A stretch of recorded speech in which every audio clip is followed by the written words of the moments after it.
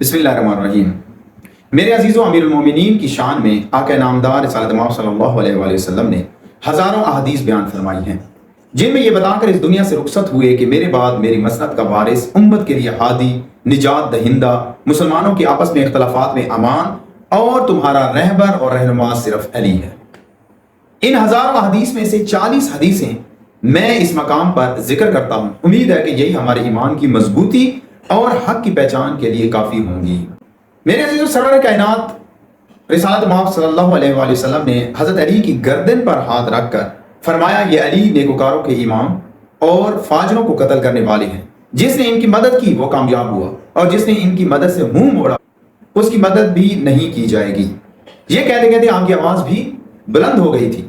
امام حاکم نے اس حدیث کو مستدرک میں جناب جابر سے مروی احادیث کے ذیل میں درج کرنے کے بعد لکھتے ہیں کہ یہ حدیث صحیح الاسناد ہے، لیکن بخاری اور مسلم نے درج نہیں کی۔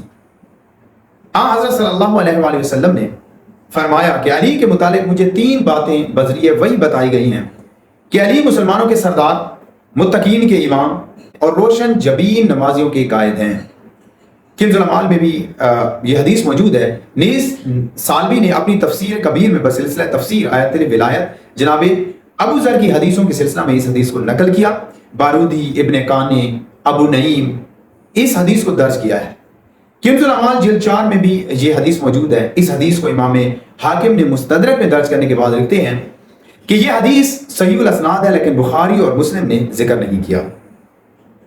پھر آقا نامدار فرماتے ہیں کہ علی کے متعلق مجھے بذریعہ وحی بتایا گیا ہے کہ وہ مسلمانوں کے سردار، متقین کے ولی اور روشن پیشانی والوں کے قائد ہیں۔ اس حدیث کو ابن سنجار اور بہت سے ارباب سنن نے ذکر کیا ہے۔ پھر آپ صلی اللہ علیہ وآلہ وسلم نے علی سے فرمایا کہ مرحبا اے مسلمانوں کے سردار اور متقین کے امام۔ اس حدیث کو حلیت الاولیاء میں ابن نعیم نے درج کیا ہے۔ کنز الاعمال پر جلد 4 میں بھی یہ موجود ہے۔ ابن ابی الحدید نے شرح نہج البلاغہ پر اس حدیث کو نقل کیا ہے۔ کنز الاعمال میں بھی یہ حدیث موجود ہے۔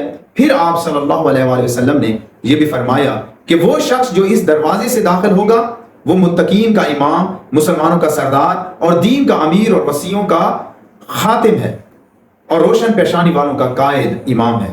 سب سے پہلے حضرت علی دروازے سے داخل ہوئے۔ رسول نے جب دیکھا تو آپ صلی اللہ علیہ وآلہ وسلم کا چہرہ کھل گیا، دوڑ کر علی کو گلے لگا لیا اور آپ کی پیشانی کا پسینہ پونچھتے جاتے تھے اور فرماتے جاتے تھے کہ تم میری طرف سے حقوق ادا کرو گے، تم میرا پیغام لوگوں تک پہنچاؤ گے، اور میرے بعد جب اختلافات پیدا ہوں گے تو تم ہی رائے حق واضح کرو گے۔ پھر ایک مقام پر حضور نے فرمایا کہ علی کے متعلق مجھے خداوند عالم نے جتا دیا ہے کہ وہ علم ہدایت ہے، میرے دوستوں کے امام ہیں اور میری اطاعت کرنے والوں کے لیے نور ہیں۔ علی ہی وہ کلمہ ہیں جسے میں نے متقین کے لیے لازم کر دیا ہے۔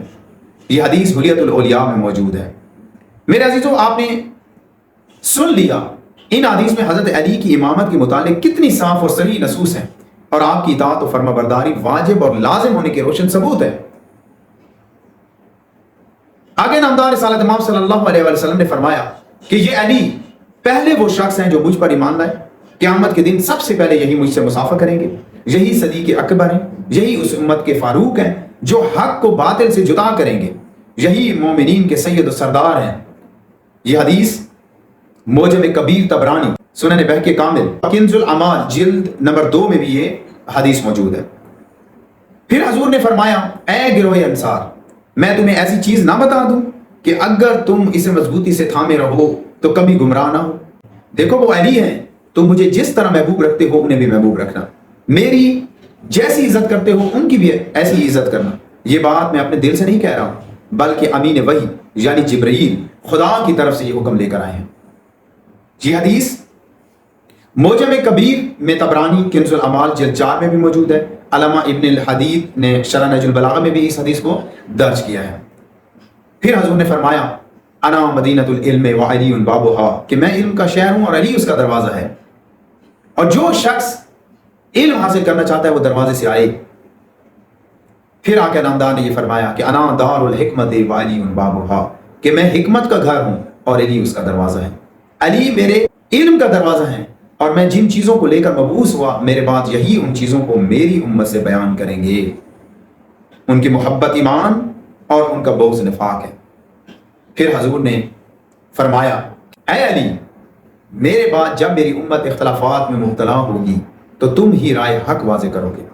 اس حدیث کو امام حاکم نے مستدرک پر درج کرنے کے بعد لکھا ہے کہ یہ حدیث مسلم اور بخاری دونوں کے بنائے ہوئے معیار پر صحیح ہے، لیکن ان دونوں نے اس کو ذکر نہیں کیا۔ میرے عزیزوں، ان احادیث پر غور کرنے کے بعد یہ حقیقت بالکل واضح ہو جاتی ہے کہ حضرت علی کی رسول صلی اللہ علیہ وسلم کے نزدیک وہی منزلت تھی جو خود رسول کے خدا کے نزدیک تھی۔ جو بات قدرت نے رسول کے متعلق فرمائی، بے عین ہی ویسی ہی بات رسول نے حضرت علی کے متعلق فرمائی۔ میرے سے جو قدرت کا ارشاد ہوا کہ میں نے تم پر جو کتاب نازل کی ہے وہ صرف اس لیے کہ لوگ جس مسئلہ میں اختلاف کریں تم رائے حق واضح کر دو، اور یہ کلام مجید وجہ ہدایت اور رحمت ہے ایمان لانے والوں کے لیے۔ اور رسول صلی اللہ علیہ وسلم نے حضرت علی کے متعلق فرمایا کہ تم میری امت کے اختلافات میں مبتلا ہونے کے وقت رائے حق واضح کرو گے۔ ابن عساکر نے حضرت ابو بکر سے مرفوعاً روایت کی ہے کہ علی کو مجھ سے وہی منزلت حاصل ہے جو مجھے خدا کی بارگاہ میں حاصل ہے۔ دار قطنی نے افراد میں ابن عباس سے مرفوعاً روایت کی ہے کہ علی باب حتہ ہے، جو اس باب میں داخل ہوا وہ مومن ہے اور جو نکل گیا وہ کافر ہے۔ میرے عزیزوں، حضرت صلی اللہ علیہ وسلم نے آخری حج میں مقام عرفات پر فرمایا تھا کہ علی مجھ سے ہیں اور میں علی سے ہوں، اور کار رسالت کی ادائیگی یا تو میں کروں گا یا علی۔ یہ قول معزز پیغمبر کا ہے جو قوت والا ہے، خدا کے نزدیک جسے منزلت حاصل ہے، یعنی کہ جبرائیل علیہ السلام۔ ابن ماجہ نے سنن ابن ماجہ جلد نمبر اول باب فضائل صحابہ میں اس کی روایت کی ہے۔ ترمذی اور نسائی نے اپنی صحیح میں، نیز کنز الاعمال جلد نمبر 2 میں بھی یہ موجود ہے۔ امام احمد نے مسند پر حبشی بن جنادہ کی حدیث سے متعدد طریقوں سے یہ حدیث روایت کی ہے، اور سب کے سب طریقے صحیح ہیں۔ مختصراً یہ سمجھ لیجئے کہ انہوں نے اس حدیث کو یحییٰ بن آدم سے، انہوں نے اسرائیل بن یونس سے، انہوں نے اپنے دادا ابو اسحاق سبعی سے، انہوں نے حبشی سے روایت کیا، اور یہ کل کے کل بخاری اور مسلم کے نزدیک حجت ہے۔ اور ان دونوں نے ان سب سے اپنے اپنے صحیح میں استدلال کیا ہے، لیکن اس حدیث کو بیان نہیں کیا۔ اس جملہ کے بعد اب کوئی گنجائش باقی رہتی ہے کہ سوائے علی کے کسی شخص کے لیے اس بات کی اہمیت اور صلاحیت ہی نہیں نکلتی کہ وہ کار رسالت سے کسی چیز کی ادائیگی کر سکے، فریضہ تبلیغ میں رسول کا ہاتھ بٹا سکے، اور ہو بھی کیسے سکتا ہے؟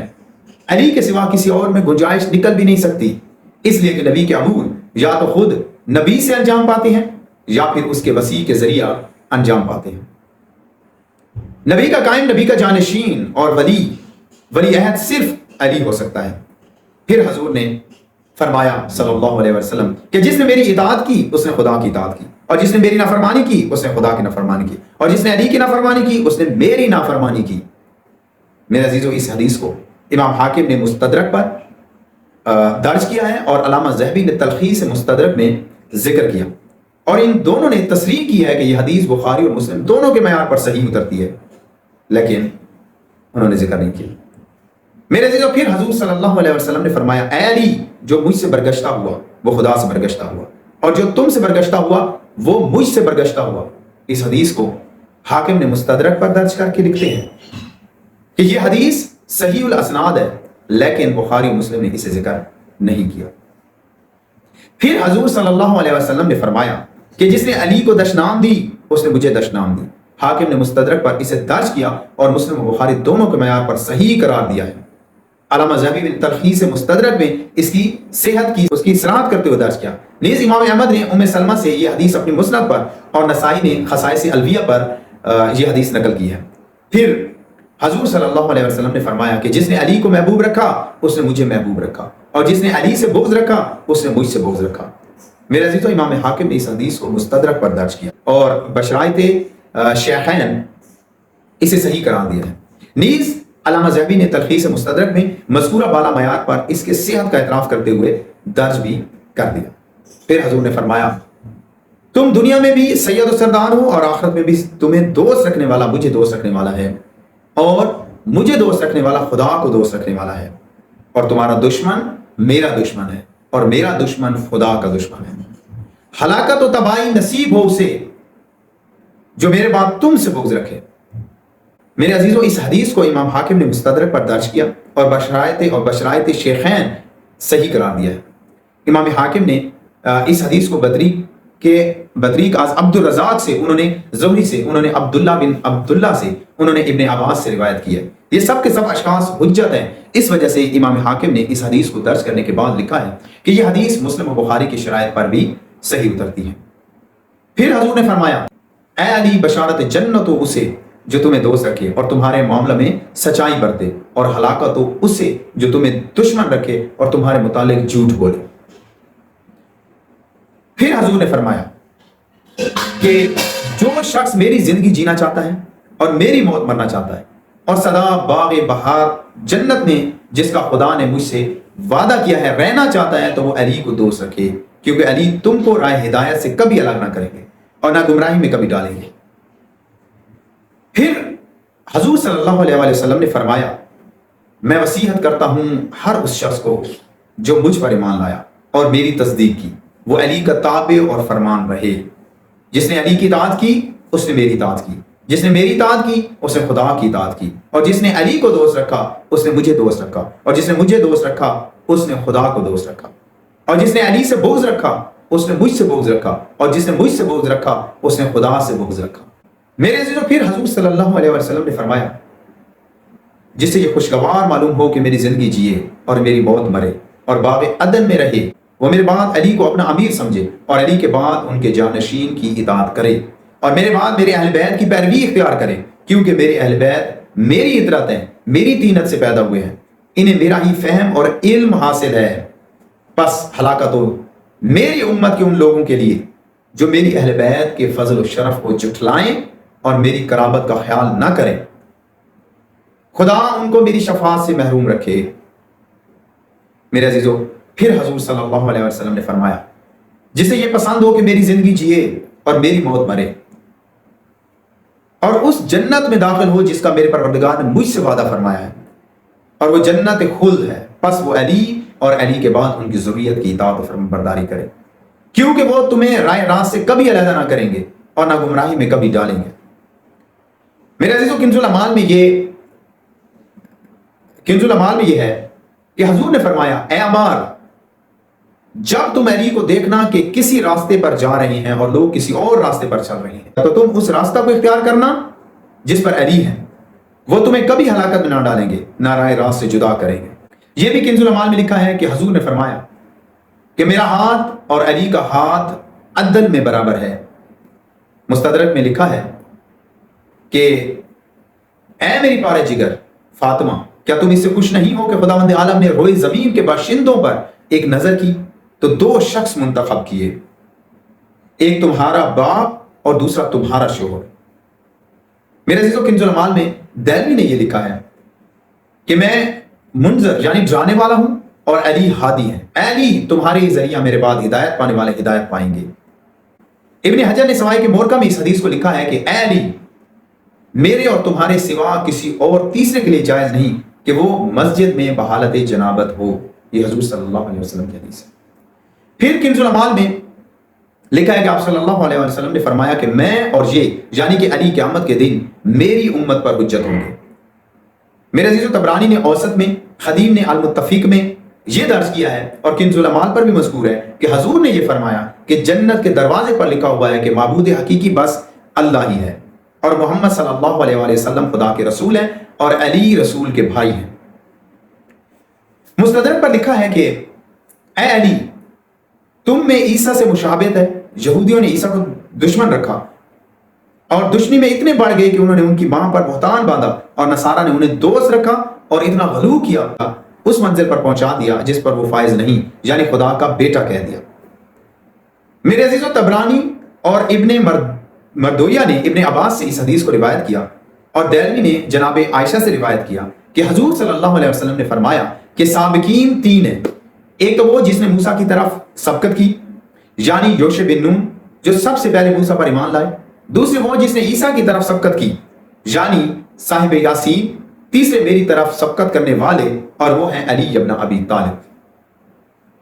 میرے عزیزو، ابو نعیم اور ابن اساکر نے ابو یعلا سے مرفوعاً اس حدیث کو روایت کیا ہے، اور ابن نجار نے ابن عباس سے مرفوعاً اس روایت کی اس حدیث کی روایت کی ہے کہ صدیق 3 ہیں: حبیب نجار، مومن آل یاسین جنہوں نے کہا تھا کہ اے قوم والو مرسلین کی اطاعت کرو، دوسرے حزقیل مومن آل فرعون جنہوں نے کہا تھا کہ کیا تم کسی شخص کو صرف یہ کہنے پر قتل کر ڈالو گے کہ میرا پروردگار اللہ ہے، اور تیسرے علی ابن ابی طالب، اور وہ ان تینوں میں افضل ہے۔ حضور صلی اللہ علیہ وسلم نے فرمایا کہ میری امت میرے بعد تم سے بے وفائی کرے گی، تم میرے ہی دین پر زندہ رہو گے اور میری ہی سنت پر رہتے ہوئے قتل کیے جاؤ گے۔ جس نے تمہیں محبوب رکھا اس نے مجھے محبوب رکھا، اور جس نے تم سے بغض رکھا اس نے مجھ سے بغض رکھا، اور تمہاری یہ داڑھی تمہارے اس سر کے خون سے رنگین کی جائے گی۔ یہ حدیث مستدرک میں موجود ہے، اور علامہ ذہبی نے بھی تلخیص مستدرک میں اس کی صحت کا اعتراف کیا ہے۔ میرے عزیزو، امیر المومنین علی علیہ السلام سے مروی ہے کہ آپ فرماتے ہیں کہ رسول اللہ صلی اللہ علیہ وسلم نے مجھے آگاہی دی تھی کہ امت اسلام رسول کے بعد مجھ سے بے وفائی کرے گی۔ یہ حدیث ابن عباس نے حاکم سے مستدرک پر درج کیا، نیز علامہ ذہبی نے بھی تلخیص مستدرک میں بیان کیا، اور تصریح کی ہے کہ یہ حدیث بخاری مسلم کے معیار پر بھی صحیح ہے، لیکن ان دونوں نے اس حدیث کو بھی درج نہیں کیا۔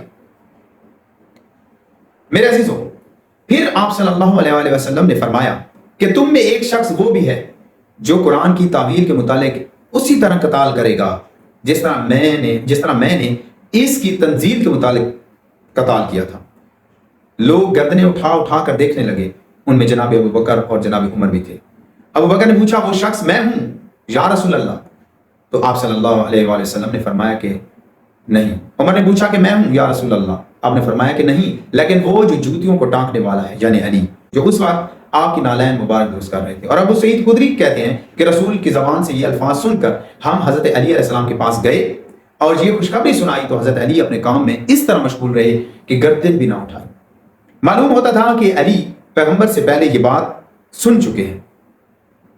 امام حاکم نے اس حدیث پر مستدرک میں زور دیا ہے اور کہا ہے کہ یہ حدیث بشرائط شیخین صحیح ہے، مگر ان دونوں نے اس کا ذکر نہیں کیا۔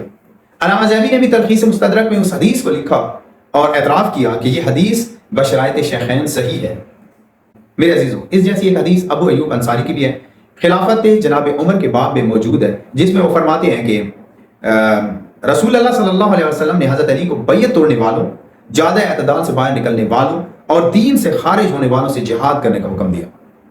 ایک حدیث جناب عمار سے منقول ہے جس میں یہ جملہ ہے کہ رسول صلی اللہ علیہ وسلم نے فرمایا، اے علی، ان قریب تم باغی گروہ سے جنگ کرو گے اور تم حق پر ہوگے، اس دن جو بھی تمہاری مدد نہ کرے گا وہ مجھ سے نہیں ہوگا۔ جناب ابو ذر کی حدیث ہے جس میں یہ جملہ ہے کہ حضور صلی اللہ علیہ وسلم نے فرمایا کہ قسم اس ذات اقدس کی جس کے قبضہ قدرت میں میری جان ہے، تم میں ایک ایسا شخص بھی ہے جو میرے بعد لوگوں سے تعویل قرآن میں قتال کرے گا جیسا کہ میں نے مشرکین سے اس کی تنزیل پر قتال کیا۔ میرے عزیزوں، محمد بن عبداللہ بن ابی رافع نے اپنے دادا سے روایت کی کہ ابو رافع کہتے ہیں کہ حضرت صلی اللہ علیہ وسلم نے فرمایا کہ اے ابو رافع، میرے بعد ایک جماعت ایسی بھی ہوگی جو علی سے جنگ کرے گی۔ جو ان لوگوں سے جہاد کرے اس کا خدا پر حق ہے۔ جو شخص ہاتھ سے جہاد نہ کر سکے وہ زبان سے جہاد کرے، اور جو زبان سے جہاد نہ کر سکے وہ دل سے جہاد کرے۔ طبرانی نے کبیر میں اس کی روایت کی ہے، جیسا کہ کنز العمال جلد نمبر 4 پر صفحہ نمبر 100 پر یہ مذکور ہے۔ رسول خدا صلی اللہ علیہ وسلم نے فرمایا کہ اے علی، میں تم سے بسبب نبوت بڑھ گیا، میرے بعد باب نبوت بند ہے، اور تم لوگوں سے 7 چیزوں میں فوقیت رکھتے ہو۔ تم سب سے پہلے خدا پر ایمان لانے والے ہو، سب سے زیادہ خدا کے نزدیک کیے ہوئے وعدوں کو پورا کرنے والے ہو، اور رعیت میں سب سے زیادہ انصاف برتنے والے ہو، اور قضیوں میں تم ہی سے سب سے زیادہ بالغ نظر ہو، بلحاظ فضل و شرف خدا کے نزدیک تم ہی سب سے زیادہ عظیم تر ہو۔ ابو نعیم نے معاذ کی حدیث سے اس کی روایت کی ہے، اور کنز العمال جلد نمبر 4 پر بھی یہ حدیث موجود ہے۔ میرے عزیزوں، یہ 40 حدیثیں جو میں نے بیان کی ہیں یہ برادران اسلامی کی سنن اور صحاح میں موجود ہیں۔ اس کے علاوہ بے حد و حساب یعنی ہزاروں کی تعداد میں حدیثیں سنن اور صحاح میں بھی موجود ہیں، سب کی سب اجتماعی طور پر ایک ہی مطلب پر دلالت کرتی ہیں، ان سب کا محاصل ایک ہی ہے، اور وہ یہ ہے کہ حضرت امیر المومنین علی علیہ السلام بعد از رسول اس امت میں ثانی رسول تھے۔ اس امت پر بعد از رسول انہیں وہی حکومت اور اقتدار حاصل ہے جو خود رسول کو اپنی زندگی میں حاصل تھا، صرف ایک فرق کے ساتھ کہ نبوت ختم ہے، حضور پر اور امامت اور خلافت اور ولایت شروع ہوئی علی سے۔ یہ وہ حدیثیں ہیں جو معنن متواتر ہیں اور ایک ہی مقصود سب کا کہ حضور کے بعد صرف ایک ہستی ہے، علی امیر المومنین، جس کی اطاعت اور اتباع پر ہر مسلمان پر فرض ہے، جس کے بغیر نجات ممکن ہی نہیں۔